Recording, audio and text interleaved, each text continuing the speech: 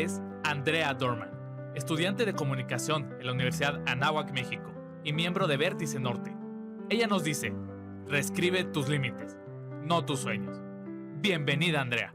Hoy quiero compartir algo que, si les soy honesta, me hubiera encantado escuchar mucho, pero mucho antes. Pero, así como dicen, escribe el libro que a ti te gustaría leer, yo hoy les traigo la plática que a mí me hubiera encantado escuchar. ¿Qué harías si te dijera que te han impuesto durante toda tu vida quién eres? Solo piénsalo.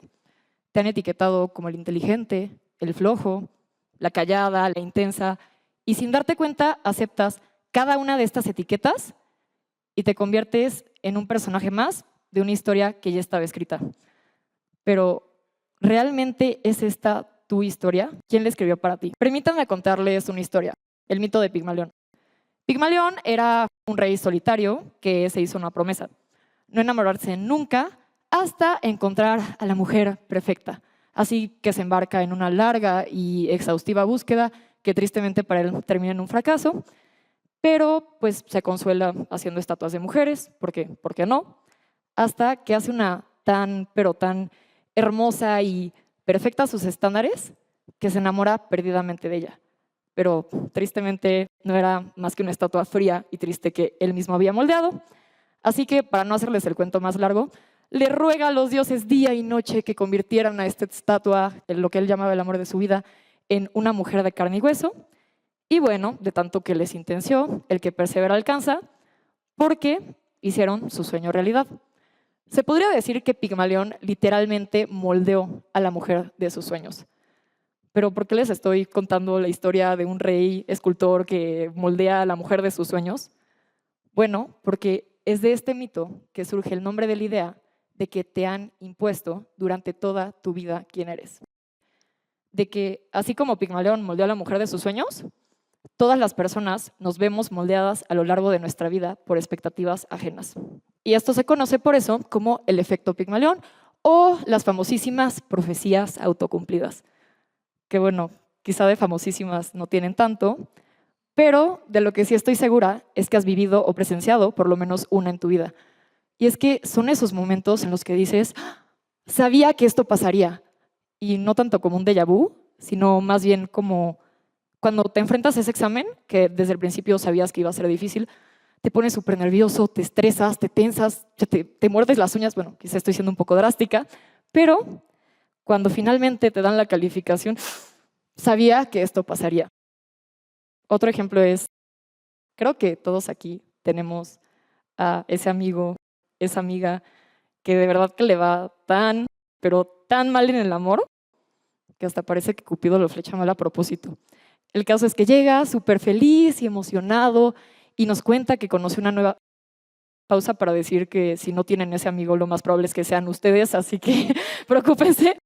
Pero sí, llega este amigo y les cuenta todo esto, que está a conocer una nueva persona, y tú te quedas ahí parado con cara de, aquí vamos otra vez.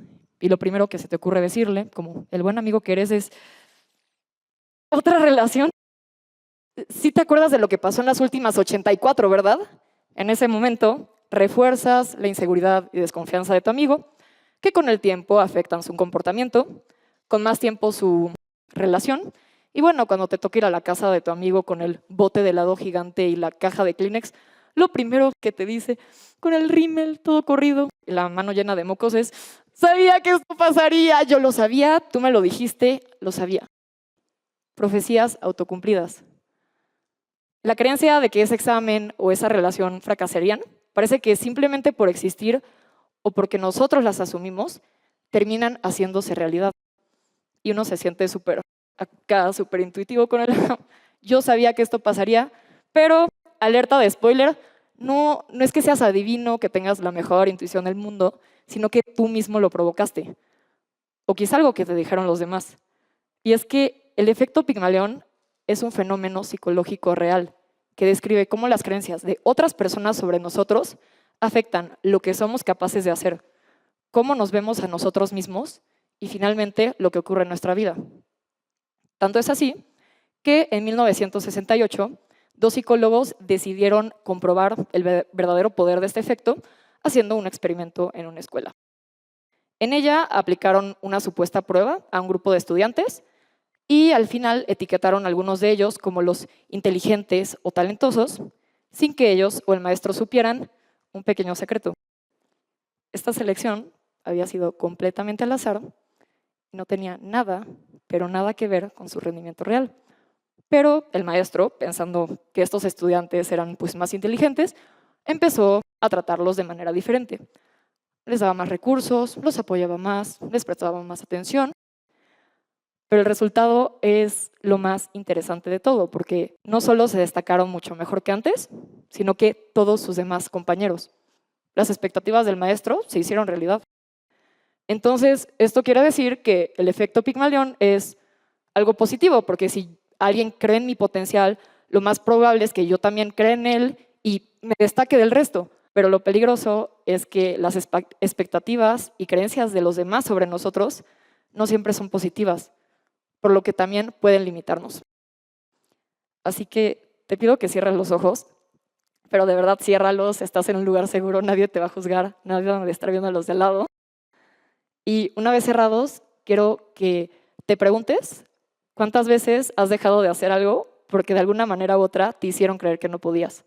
Manténlos cerrados.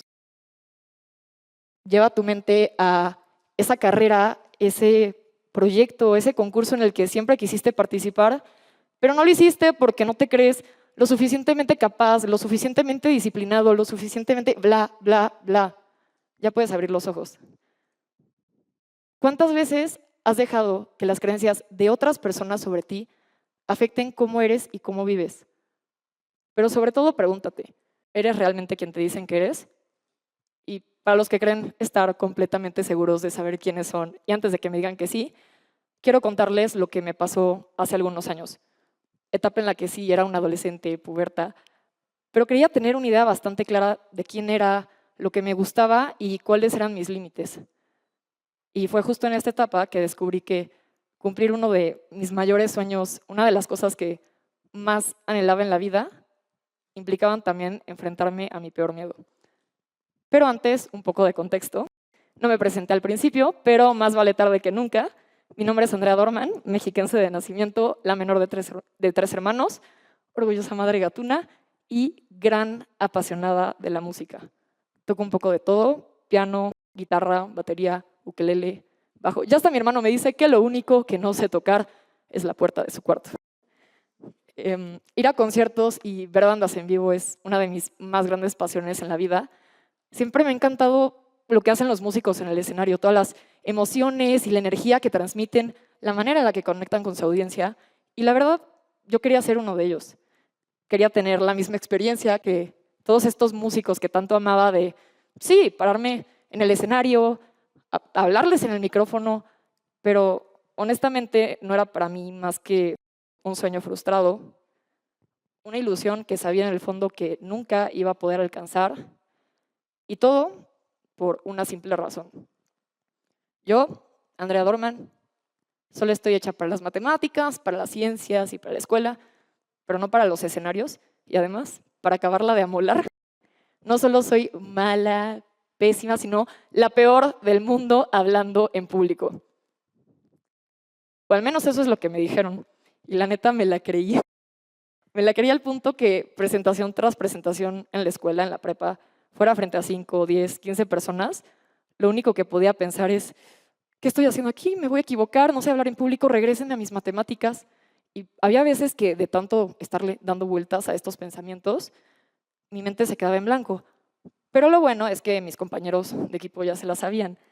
Me escaneaban, me volteaban a ver y si detectaban una cara de pánico al estilo Jim Carrey, espero que nadie haya tomado foto de eso, decían mi parte por mí. Y yo sé que querían ayudarme, pero esto solo reforzaba la idea que tenía de que era mal hablando en público, la idea que alguien más había puesto en mí, de que no podía hacerlo. Y así pasé varios años de mi vida, viviendo en una historia que, sin darme cuenta, los demás habían escrito para mí. Era mi profecía autocumplida. Pero lo bueno es que, y esta profecía autocumplida se traducía en un miedo irracional a cualquier tipo de escenario, porque claro, ¿cómo iba a pisar un escenario si ni siquiera podía hablar frente a 5 personas del salón sin ponerme más roja que los sillones donde están sentados? Así que me conformaría con tocar para una audiencia reducida, pero muy leal, conformada por mi hermana aquí presente y mi gatita en nuestro cuarto. ¿Qué más podía pedir? Con el tiempo y bajo esta increíble audiencia, empecé a mejorar en la música, por lo que las oportunidades tocaban mi puerta. Oye, Andrea, fíjate que salió esta tocada, necesitamos una bajista. No, no, no y no. Cada vez que se presentaba la oportunidad de tocar fuera de esas 4 paredes, la rechazaba sin pensarlo. Y no es que no quisiera cumplir mi sueño, simplemente yo no estaba hecha para eso. Eso no era lo que se esperaba de mí.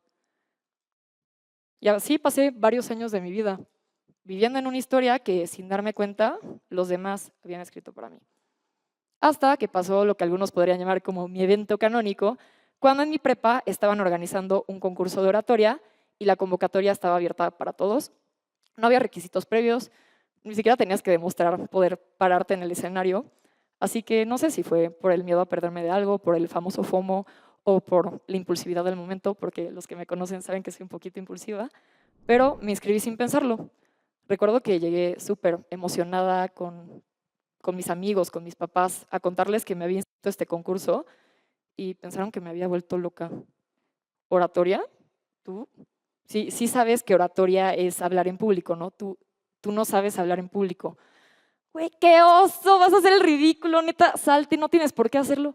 Andrea, todavía tienes tiempo de reconsiderarlo, Andrea. De pronto, todos sus comentarios parecieron tener sentido. Yo no sé hablar en público, voy a hacer el ridículo. Así que, con la misma impulsividad con la que me inscribí al concurso, fui a la oficina del director decidida a exigirle que borrara mi nombre de la lista. Recuerdo que estaba súper nerviosa frente a él. Me urgía que borrara mi nombre. Y él estaba sereno, como sensei. Se detuvo, me volteó a ver y me dijo, no me tienes que responder a mí, pero pregúntate, ¿por qué te inscribiste inicialmente? Yo no le respondí a él, pero lo que me respondí a mí misma es, pues por pensante, por impulsiva, por favor, que este señor borre mi nombre de la lista de una vez por todas. Y recuerdo que tenía un montón de papeles de colores pegados por toda su oficina y literal, como escena cursi de película de los 90s, tomó uno de esos papeles, sacó su pluma y escribió una frase que me hizo reconsiderarlo todo. El valiente no es quien no siente miedo, sino aquel que conquista ese miedo. Nelson Mandela. Ok, quizá no había sido un simple impulso, quizá algo en mí me decía que podía hacerlo, que era la oportunidad perfecta para vencer ese miedo. Así que antes de volverle a insistir al pobre hombre que borrara mi nombre de la lista, hice en mi mente una especie de balanza mental en la que comparaba el peor y el mejor de los escenarios si decidía participar en ese concurso. En el peor de los escenarios estaba bye vida social, hacer el ridículo, hacer cara de Jim Carrey, que me tomen una foto y convertirme en un meme andante. Pero en el mejor de los escenarios estaba quizá superar ese miedo y cumplir mi sueño. Así que con el peso de todos esos peores escenarios cargando sobre mi espalda y haciendo temblar mis piernas como gelatina, finalmente decidí participar en ese concurso. Y, para sorpresa de todos, no solo me subí al podio, sino que me fascinó la experiencia. La peor del mundo, hablando en público, la niña con un miedo irracional a los escenarios, se había convertido en la amante número 1 de ellos. No eres quien te dicen que eres. Por si tenían curiosidad, he podido cumplir mi sueño. He tocado en bares, restaurantes, he pisado en 2 ocasiones el mismo foro que muchos de mis artistas favoritos, participé en un flash mob con Patti Cantú y hasta hice teatro musical y me encantó la experiencia. Pero yo no estoy aquí para contarles mi historia. Yo sé que en este mismo escenario se van a subir CEOs, personas con historias de vida increíbles. Yo estoy aquí para que puedan vivir en una historia donde ustedes y nadie más sea el guionista. Porque en el simple hecho de cuestionar creencias que parecen inofensivas, está el motor para hacer un cambio radical en su vida. Para que reescriban sus límites, no sus sueños. ¿Cuál es esa idea que les metieron que los está limitando? Reescriba tus límites, no tus sueños. Y yo sé que es fácil pararme y decirles esto, y que hay creencias que llevan tanto tiempo formando parte de nosotros que parece imposible simplemente cuestionarlas. Pero por eso, antes de irme, quiero compartirles mi secreto, mis 3 reglas de oro, que si pudiera me tatuaría, porque me han ayudado a ir más allá de todas estas expectativas, más allá de todos estos límites. La primera es, no te definas. Esto puede sonar un poco raro, sobre todo en una sociedad que nos exige constantemente que sepamos quiénes somos y lo compartamos en redes sociales. El otaku, el gimbro, la morra de los plumones. Pero es una de las lecciones más liberadoras que he aprendido. Cuando dejas de aferrarte a definiciones rígidas, comienzas a conocerte de una manera mucho más auténtica. Mi siguiente regla es, oblígate a hacer cosas que normalmente no harías. Muchas personas piensan que salir de la zona de confort implica un esfuerzo sobrehumano, despertarte a las 3 de la mañana, bañarte en tinas con hielos, escalar cerros. Pero la verdad es que salir de la zona de confort también está en hacer algo que cuestione la idea que tú o los demás tienen de ti. Desde acciones tan pequeñas como, no sé, ver una película de un género que crees odiar, hasta qué tal hacer eso en lo que pensaste cuando te dije que cerraras los ojos. Oblígate a hacer cosas que normalmente no harías, porque por más pequeñas que puedan parecer algunas acciones, un viaje de 1000 millas empieza con un solo paso.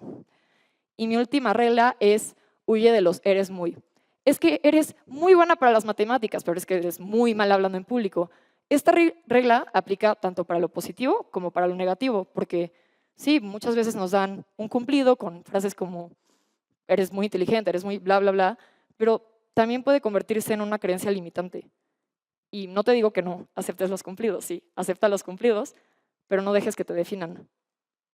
Acepta las críticas, pero no dejes que te definan. Así que un repaso a mis reglas, por si alguien le quiere tomar foto, no te definas, oblígate a hacer cosas que normalmente no harías y huye de los eres muy. Así que una vez dicho esto, paso a recordarte que somos más que una profecía autocumplida, que tienes la capacidad de superar los límites y expectativas de los demás, que deja de permitir que el efecto Pigmalión, que las creencias de otras personas sobre ti afecten cómo eres y cómo vives. Así que te vuelvo a preguntar, ¿eres realmente quien te dicen que eres? Y para la siguiente pregunta me gustaría que todos me respondan, sea cual sea su respuesta, para que quede grabada y mi abuela que no vino se sienta orgullosa. ¿Ok? ¿Listos? ¿Estás listo para escribir tu propia historia? Gracias.